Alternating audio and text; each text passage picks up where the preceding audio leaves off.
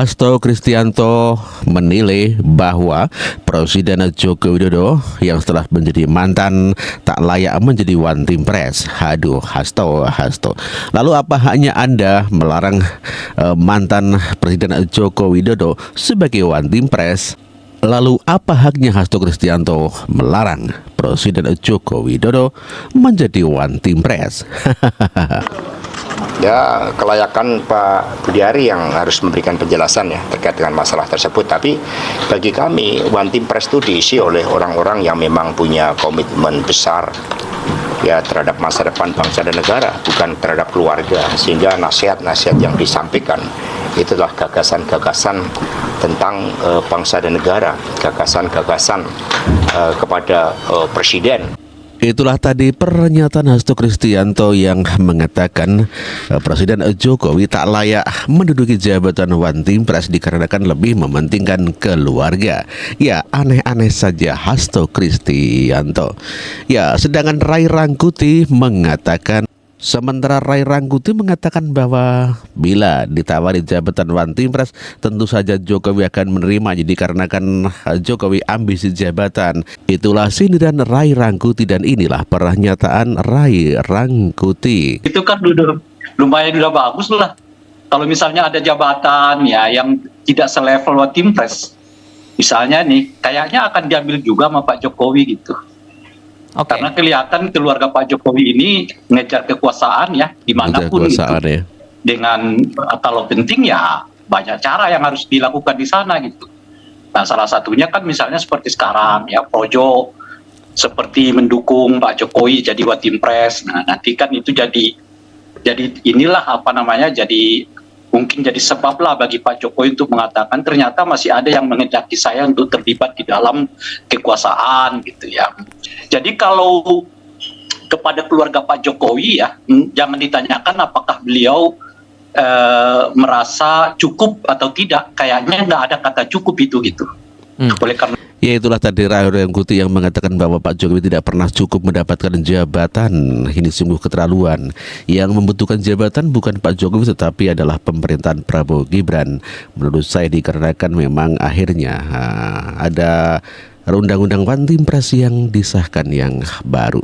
Sementara Presiden Joko Widodo ketika ditanya wartawan terkait one team press, Pak Jokowi mengatakan akan pulang ke Solo.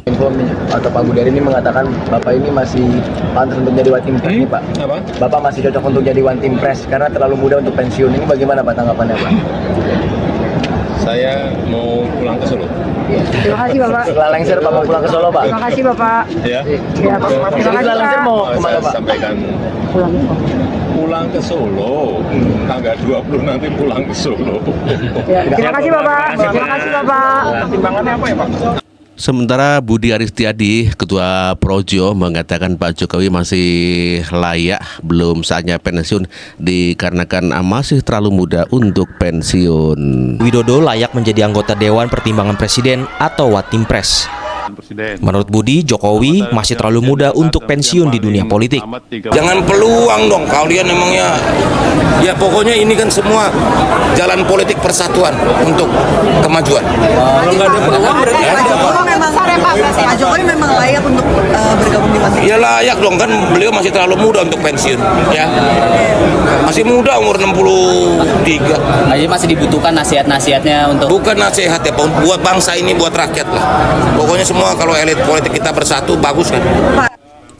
Itulah tadi pernyataan Budi Setiadi yang mengatakan bahwa Pak Jokowi masih dibutuhkan bangsa agar ke depan bangsa lebih maju, dikarenakan bangsa dibutuhkan adanya persatuan dan kesatuan bangsa.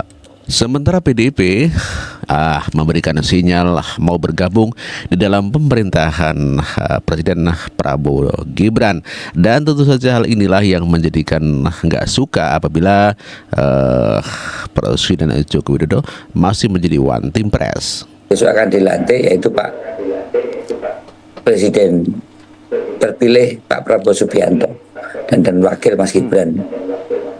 Begini, ini kan dukung-mendukung ini harus dimaknai dalam pengertian posisi PDI Perjuangan itu harus dilihat dalam posisi partai yang mengusung seorang calon presiden yang tentunya menghargai calon presiden terpilih. Kalau mendukung dalam posisi pemerintahan di sini tidak bisa diartikan pemerintahan dalam pengertian hanya eksekutif, tapi pemerintahan dalam skup yang lebih luas, yaitu dalam posisi ada eksekutif, ada yudikatif, ada legislatif. Kemudian mengenai hal yang terkait dengan pemerintahan yang akan dipimpin Pak Prabowo adalah posisi pemerintahan yang dalam posisi di eksekutif.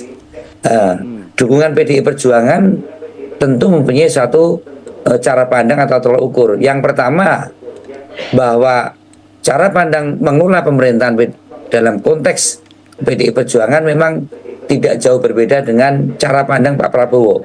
Ideologi dulu ya.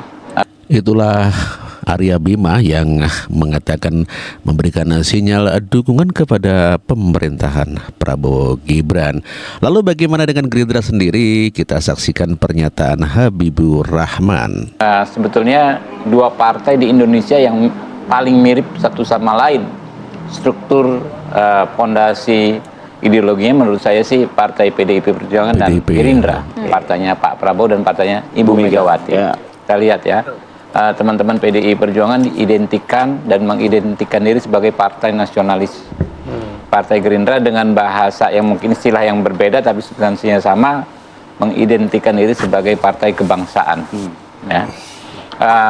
Lalu model pembangunan partainya, party buildingnya juga sama. Ya, partai nasionalis itu membasiskan pada pembangunan kaderisasi. Sekolah-sekolah partai.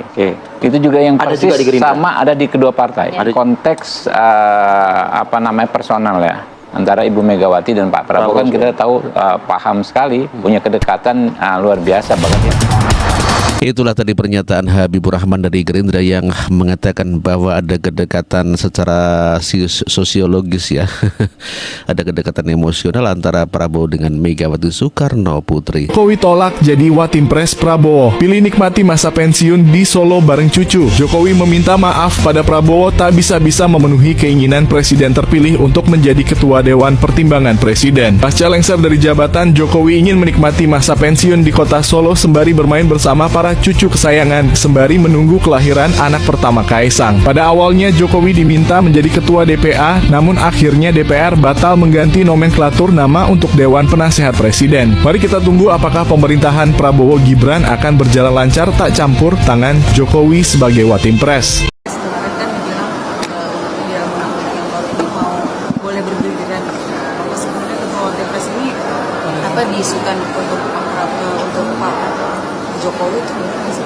Ya, jadi kan undang-undang Watimpres itu kan direvisi justru untuk penguatan supaya kemudian presiden yang terpilih nanti itu bisa mendapatkan pertimbangan-pertimbangan dari Dewan Pertimbangan Presiden. Nah, soal mekanisme yaitu kita serahkan kepada undang-undang dan kemudian sudah diketok kemarin, yaitulah mekanisme yang ada demikian. Ya, kalau itu saya belum bisa jawab sekarang karena semua juga sampai dengan saat ini